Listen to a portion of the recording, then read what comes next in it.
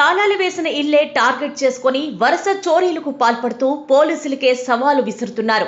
ఇటీవల కళ్యాణదుర్గం పట్టణంలో వరుస చోరీలు ప్రజలను భయాందోళనకు గురిచేస్తున్నాయి.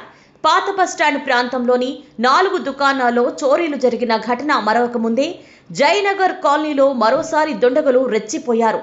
తాళాలు వేసిన ఉన్న ఇళ్లనే లక్ష్యంగా చేసుకుని ఆదివారం అర్ధరాత్రి 2 ఇళ్లలోకి చోరీలకు పాల్పడ్డారు. జయనగర్ కాలనీలో నార్త్ స్కూల్ సమీపంలో ఉన్న హీరో షోరూం నిర్వాహకుడు ప్రబంధ నివాసంలోకి చొరబడిన దుండగులు బీరువాలను ధ్వంసం చేసి 8 తులాల బంగారు ఆభరణాలు, 25,000 నగదును అపహరించినట్లు బాధితుడు ప్రబంధ్ తెలిపారు. బీరువా లాకర్లను సైతం ఎత్తుకెళ్లేందుకు ప్రయత్నించినట్లు తెలియజేశాడు.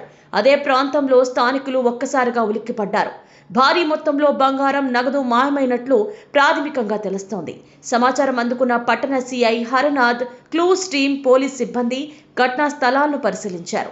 వేలిముద్రలు, ఇతర ఆధారాలను సేకరించి కేసు నమోదు చేశారు. చోరీలకు పాల్పడిన దుండగులను గుర్తించేందుకు ప్రత్యేక బృందాలతో గాలింపు చర్యలు చేపట్టినట్లు పోలీసులు తెలిపారు. ఈరోజు మార్నింగ్ 3:20 జరిగింది. నిన్న అనంతపురం వెళ్ళాము. మేము అక్కడ ఇల్లు ఉంది, అక్కడ ఉండడానికి అక్కడ వెళ్ళాము. ఈరోజు అర్లీ మార్నింగ్ 3:30 అలా ఆ టైంలో ఒక 2 వెహికల్స్ బైక్లు వేసుకొచ్చి మెయిన్ డోర్ ఓపెన్ చేసి బెడ్రూమ్లో డోర్లో చిన్న స్ట్రాంగ్ లాకర్ ఒకటి ఉంది, అది ట్రై చేశారు. ఓపెన్ కాలేదు. పెద్ద బీరువాలు 2 ఓపెన్ చేసినారు. కొద్దిగా క్యాష్ పోయింది.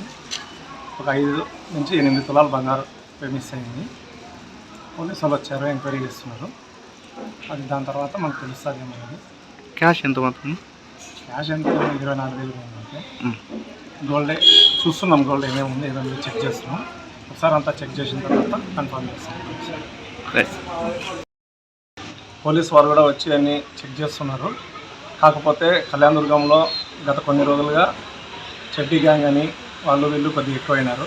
పోలీసు వాళ్ళు కొంచెం నిఘా పెట్టి నైట్ షిఫ్ట్లు ఎక్కువ చేసి కొద్దిగా కేర్ తీసుకోవాలని, అలానే త్వరగా రికవరీ చేయాలని కోరుకుంటున్నాం. ఎందుకంటే ఇంకా మనకంతా పోలీసు వాళ్ళే కాబట్టి కొంచెం నైట్ షిఫ్ట్స్ ఎక్కువ వేసుకోవాలి, కొంచెం కేర్ తీసుకోమని, తొందరగా రికవరీ చేయాలని కోరుకుంటున్నాం.